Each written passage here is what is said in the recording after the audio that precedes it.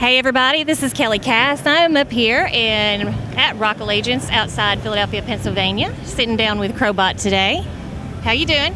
I'm doing swell. Swell. That's a word I haven't heard in a while.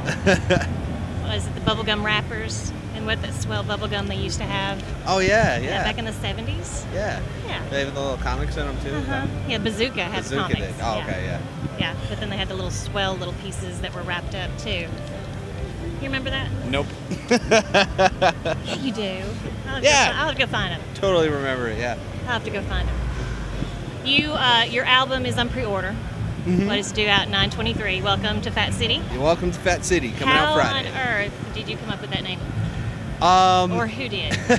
Well, that Brandon is our singer and our lyricist, and he had been reading some Hunter S. Thompson stories and stuff like that. Yeah. And there was a period of time where Hunter S. Thompson was running for mayor of Aspen, Colorado, and part of his campaign, he was running for sheriff of the county, and part of his campaign was to change the name of Aspen, Colorado to Fat City, because he wanted to dissuade all the cigar smoking land grabbers and all that kind of stuff, all the big money and everything.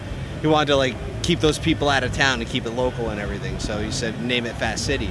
So Brandon kind of took that idea and said, well, rather than try and make a place where, to keep those guys away, we have a planet now called Fat City, and all those people, all the degenerates or whatever, they're all welcome to come here and, be as screwed up as they want, That's totally out there. Yeah.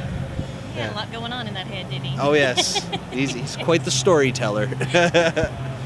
Now, I don't want you to get offended when I say this, because I don't think it is offensive. Y'all have a lot of hippiness to you. Okay. Where does that all come from?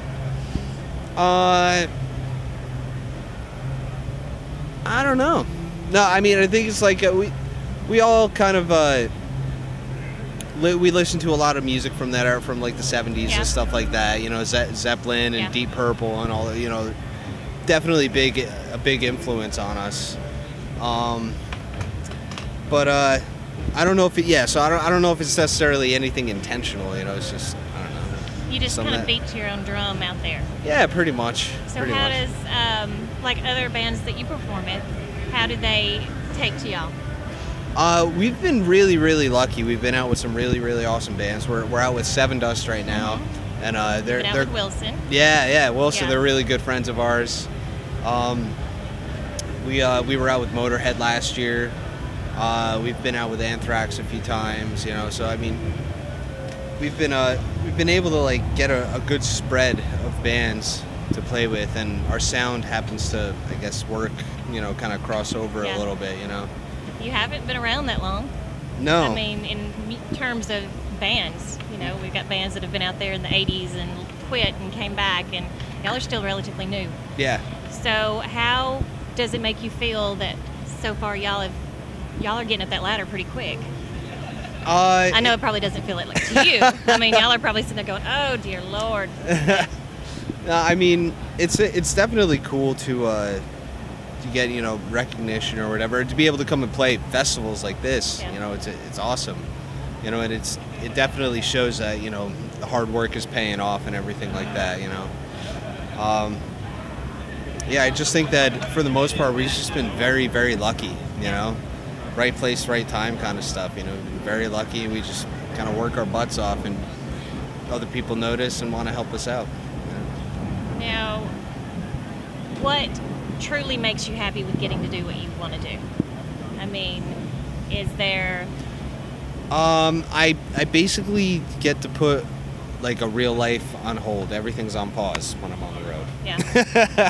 It's like living in a fantasy world, like a time warp, Well, days of the week, all that stuff just goes away. So when you're out touring and you go back home, I mean, does everything just kind of fall back where you left it, or? Yeah, because I usually leave everything scattered about on the floor anyway, so. So nobody messes with it because I think it's a crime scene or something like that? Yeah. Yeah, don't touch it. Don't touch it. Usually when I get off the road, I'm home for 2 days, and I'm just itching to get back out. I go stir crazy. Got it in your blood. So yeah, I can't sit still anymore. Now, Now, with your terms that you use, beardos. Yes. When did y'all come up with that idea to start calling your fans and everybody beardos? That's something that I think Brandon just started doing. Just why not? Other weird things. Yep. He's got going just on. that little imagination he's got, just throwing stuff out. Yep. All right. Now, where do you see yourselves going from this point in time?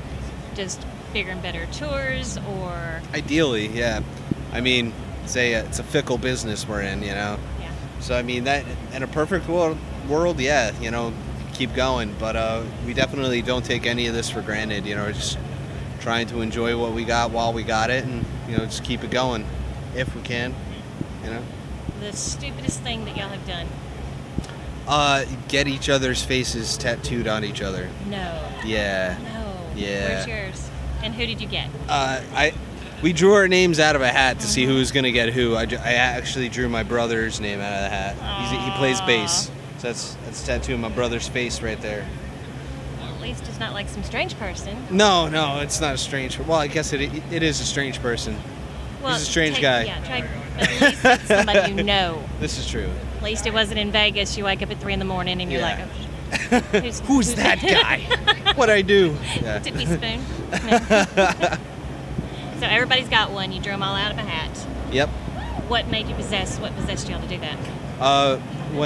When Jake and I joined the band in 2013, and we were just like joking around with Bishop and Brandon. We were just like, yeah, if we sign a record deal, we'll get each other's faces tattooed on each other, and we signed a record deal, and we were like, fuck it, let's do it. Now, which one's the tattoo artist? Bishop. Bishop's the tattoo artist. All right. Yeah. And does he do a lot of work on y'all while you're on the road, or? Not really. I was gonna me say, so much. You got one on your leg. Yeah. That's about it. Yeah. He's Jake. Yeah. Jake's got. Jake, his brother, right there. Yeah. Jake has a full sleeve that Bishop pretty much did the entire thing on. Cool. Brando's got a couple tattoos from him. I'm just incredibly indecisive. I'm like, oh, I really like that, and then. No, you got to sit there and look at it a while. Yeah. Yeah. Well, all right. Well, I know y'all are running because y'all got your little time frame going on. But thank you for sitting down with me. I appreciate it. No problem. Thank you very much. This is Kelly from Fuze Magazine, and we're with Crobot today up here at Rock Allegiance.